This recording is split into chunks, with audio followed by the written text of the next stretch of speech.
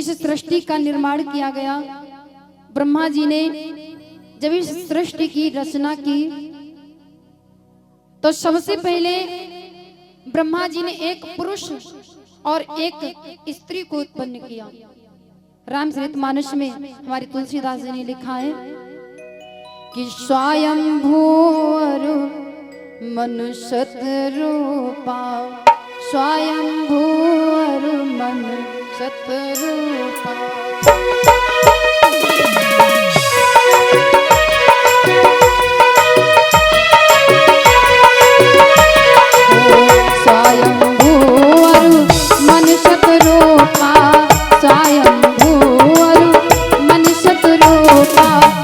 जिनते भई नर सृष्टि अनूपा, जिनते भई नर सृष्टि अनूपा।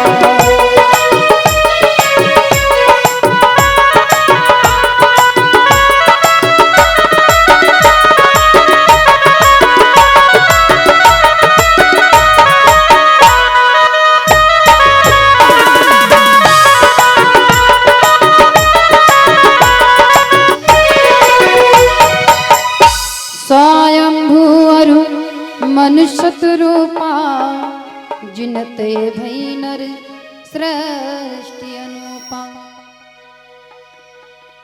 ब्रह्मा जी ने सबसे पहले एक पुरुष और एक स्त्री को उत्पन्न किया।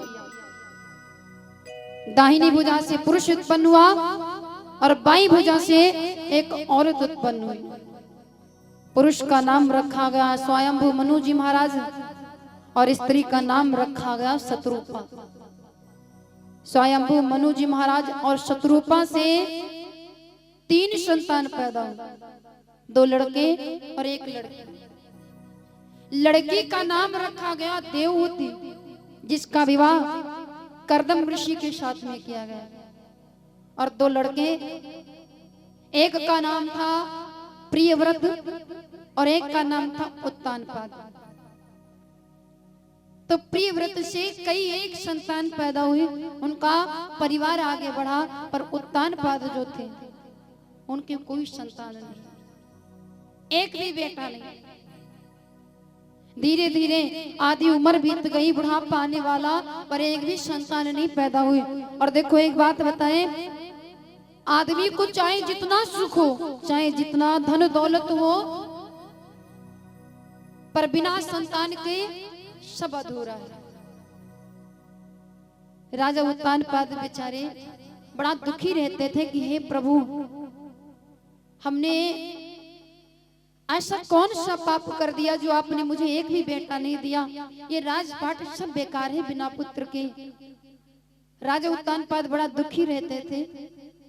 एक दिन की बात है कि उनकी पत्नी, जिनका नाम था सुनीति, सुनीति बहुत बड़ी पतिव्रता औरत थी और सुंदर भी बहुत थी। एक दिन की बात है, सुनीति अपने महल में बैठे दोनों हाथ जोड़ करके भगवान से प्रार्थना करती है कि हे प्रभु, आपने मुझे एक भी बेटा नहीं दिया है, ऐसी जिंदगी से तो मर जाना ही अच्छा। ये राजपाट सब क्या होगा भगवान। अब माता सुनीति का दुख वही और समझ सकती जिसके कोई संतान नहीं। अब जैसे कि यहाँ पर इतनी माताएं हमारी बैठी हैं, कुछ माताएं ऐसी होंगी जिनके कोई संतान नहीं। हम ये तो नहीं जानते किसके है किसके नहीं, पर माता सुनीति का दुख वही समझ सकती जिसके कोई संतान नहीं। बाकी और कोई क्या जाने, जब दुख ऊपर बीतता है तभी समझ में आता है। माता सुनीति भगवान से प्रार्थना करती है और फिर क्या किया जानते हो, अपनी दासी को बुलाया और दासी से कहा, ओरी दासी,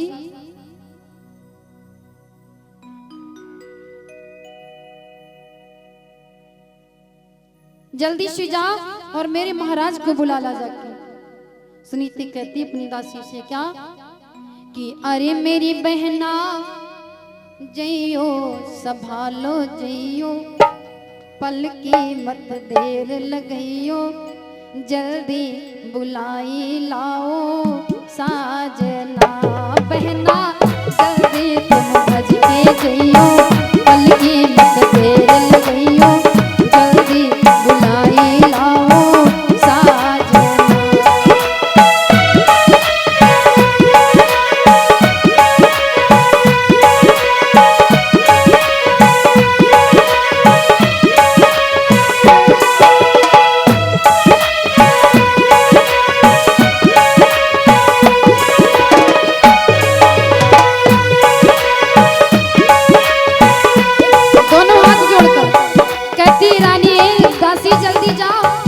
अरे हाथ जोड़ के महारानी ने आज दासी से कही सुनाए, और चली जाओ तुम जल्दी बहना, मेरे सैया को लाओ बुलाए।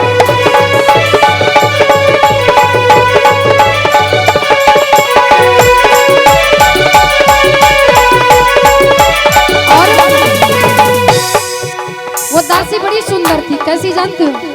हाय नैन कटीले बड़े छबीले, गोरे हाथे बंधीरी गाल, और गोरा चेहरा चंद्रमा को जुल्फे फार फार।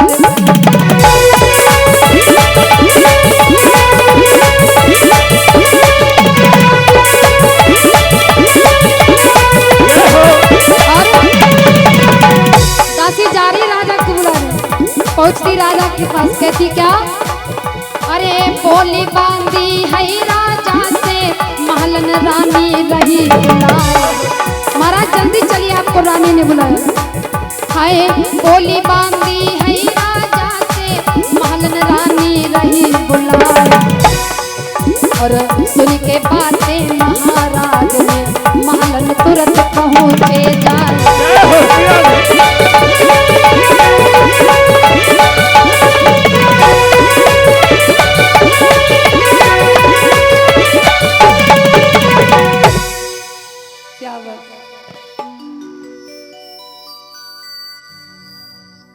वो दासी बड़ी सुंदर थी, इतनी सुंदर थी, इतनी सुंदर थी कि उसकी सुंदरता की प्रशंसा विद्वानों ने भी नहीं कर पाया। रानी ने कहा जल्दी जा दासी, मेरे महाराज को बुला ला जाके। हाय दासी भाग पड़ी। चलते चलते दासी राजा के पास गई, बोली महाराज जल्दी चलिए, आपको रानी ने बुलाया है। अरे वो काफी देर से आपका इंतजार कर रही है, महाराज जल्दी चलिए। राजा ने जैसे ही सुना वैसे ही भाग पड़े कि आज रानी ने मुझे अचानक क्यों बुलाया। राजा तुरंत आए, और जैसे ही सुनीति ने देखा कि आते देखा भूप को, पलंग दीन डरवाए। आते देखा भूप को, पलंग दीन डरवाए।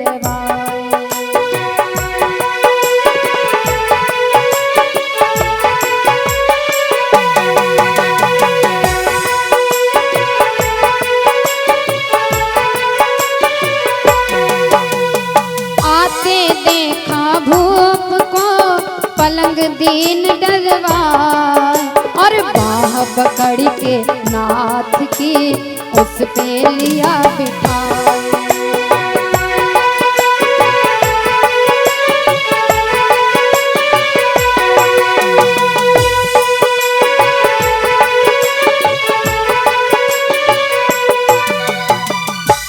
आज जैसी राजा को देखा सुनीति ने, वैसे क्या क्या बड़ा सुंदर पलंग डाला, बिस्तर लगाया, और राजा का हाथ पकड़ करके बैठा लिया पलंग पर। राजा कहते रानी तू मुझे ये बता कि आज तूने मुझे अचानक क्यों बुलाया।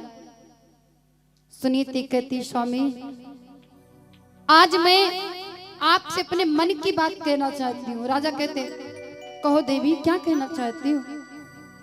बोली देवी भूप से और बात कहूँ मन लाए, इच्छा मेरे हृदय की लो दूसर ब्याह रचाए।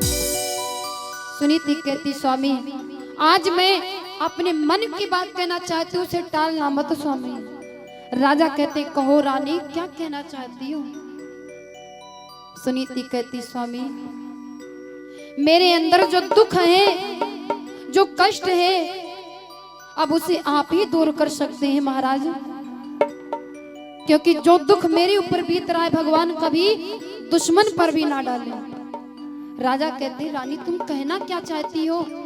सुनीति कहती सुनो महाराज कि दिल दर्द हमारी मिटाओ पिया, दिल दर्द हमारी मिटाओ पिया, दिल दर्द हमारी मिटाओ पिया, दिल दर्द हमारी।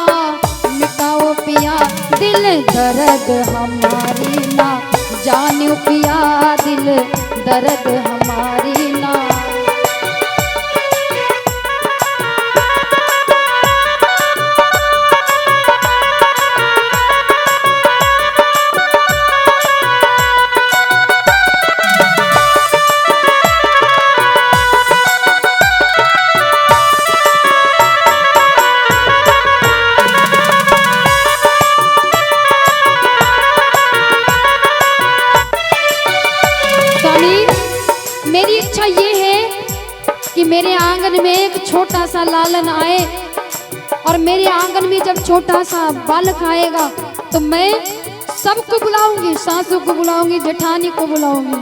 और फिर स्वामी हाय सासू जी आई है रामा चरुआ चढ़ई है, सासू जी आई है चरुआ चढ़ई है,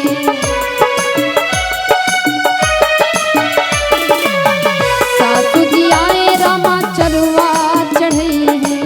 और फिर हाय उन्होंने को कंगना दिलई बे पिया, उन्होंने को कंगना दिलई बे पिया, दिल दर्द हमारी मिटाओ पिया, दिल दर्द हमारी न जानो पिया।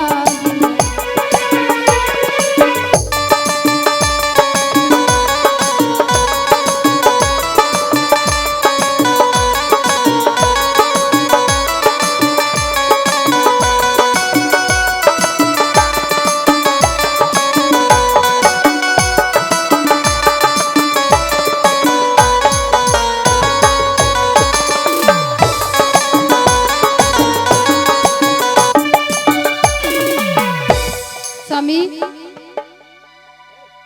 बस यही मेरी इच्छा है, क्योंकि मेरी एक ही अभिलाषा है कि एक बालक आए, मैं अपना छोटा सा लालन खिलाऊं, उसकी खुशी में सबको बुलाऊं, सबको दान दूं। क्योंकि स्वामी आप नहीं जानते कि संसार में हमारी कितनी बेइज्जती हो रही है। लोग आपको निर्वंशी कहते हैं और हमें सब बांझन कहते हैं, और आपको कोई खबर ही नहीं। निर्वंशी भूप कहते हो और ये दासी बांझ कहती है, और आती है शर्म नहीं तुमको, दुनिया भर हंसी उड़ाती है, आती है शर्म।